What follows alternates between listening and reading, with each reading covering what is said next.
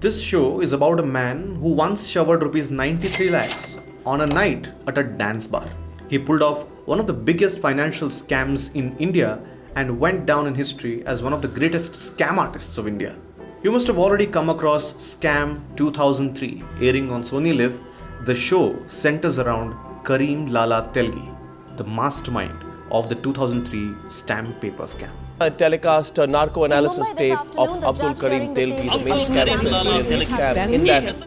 Abdul Karim Telgi was born in Karnataka's Khanapur in 1961. His father was a class 4 employee in the Indian Railways.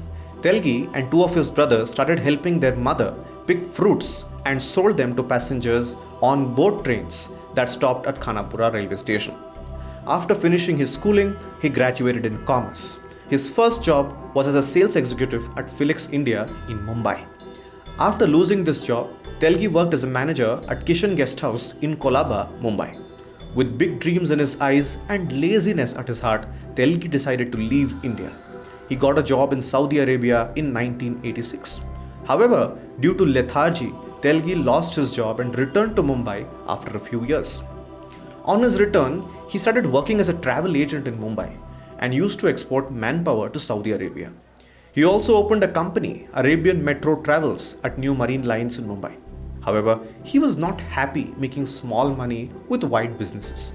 He began to indulge in illicit business practices such as fake immigration clearance documents for laborers seeking to move to the Gulf. This resulted in his first ever arrest. The Mumbai police first arrested Telgi, who came to be known as Karim Lala, in his village in 1991. He was booked under various sections of the Immigration Act concerning forgery and cheating. While in jail, he met Ratan Soni, who was into wheeler dealing at the stock exchange. Both of them joined hands to begin bigger ventures. Reports suggest that it was Soni who had told Telgi that the stamp paper office was one of the most ignored government departments in India. The thought of this kept lingering in his head, and he kept thinking of how he could exploit this. Telgi decided to step into this business with all malified intentions and finally managed to acquire a stamp paper license number 12500 in 1994 with the help of some of his political connections. He got machinery that was declared junk by the Nashik security press. It was now he started to print fake stamp papers and started to execute a multi-crore scam that would shake India. They were able to obtain raw materials such as specialty paper needed for printing these documents from sources that supplied the ISP and affix the same security marks as used by the security press. Telgi then started printing counterfeit stamp papers, judicial court fee stamps, non-judicial stamps, revenue stamps, special adhesive stamps, notarial stamps, foreign bills, broker notes, insurance policies, share transfer certificates, and whatnot. He used to sell fakes to bulk purchases including banks and insurance companies and also stock brokerage firm businesses, according to the Financial Express. He merely filled the then present vacuum with his fake stamp papers. According to Financial Express, he had appointed as many as 350 people as agents to sell his fakes to bulk purchases. His cover was only blown in 2003 when the ACP of Delhi Police, Vijay Malik, passed on the information about a fake stamp paper racket to his counterparts in Pune. The police started tapping a number of phones, which finally led to Kingpin's arrest in November 2003 in Ajmer, Rajasthan. According to the report, Telgi may have sold bogus stamp papers worth rupees 20,000 crores in the past decade. While several breakups have been given to this number, the official number according to the Hindu is about 32,000 crore rupees. The case against him was registered by the Bund Garden Police in Pune in June 2003. Police recovered fake stamps worth rupees 2,200 crore in Bhiwandi. Then the government formed an SIT, or the Special Investigation Team, headed by a senior officer, and they submitted the report called as the Jaiswal report that indicated the indulgence of several officers in this big scam. However, no action was taken.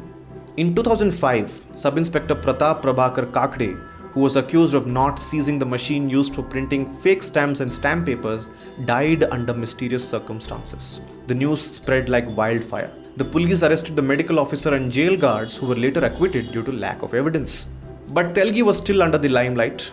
Everybody knew that he was the kingpin. A fine of rupees 200 crores was imposed on Telgi. Some cases against him are still pending and he was lodged at the central jail at Parapanagrahara in Bengaluru. On June 29, 2007, Telgi was sentenced to 13 years rigorous imprisonment. He was convicted for offences under Section 255, 256, 259, 468, 420, 120B of the Indian Penal Code. 43 other accused were also sentenced to a minimum of 5 years of rigorous imprisonment. Crippled and ill, Telgi was said to be a loner. He hardly had any visitors who came to see him. His wife, who used to visit him regularly, had also stopped visiting him. Telgi was in the thick of controversy even in jail when former DIG prisons D. Rupa alleged that the prison authorities were giving him preferential treatment and had allotted 3 to 4 inmates to give him a body massage inside the jail. Much has been written about Telgi's rags to riches story. However, his craze for the counterfeit was evident in his personal life too. Telgi was a regular at the Topaz bar in Mumbai's Grant Road. The bar was known for hiring dancers who were lookalikes or duplicates of Bollywood actresses. Reports suggest that it was where he met a girl called Madhuri, of course which is not a real name, who looked like Madhuri Dixit. He never did anything with her more than just appreciating her body. But he reportedly showered rupees 90 lakhs on the dancer on the New Year's Eve of 31st December 2000.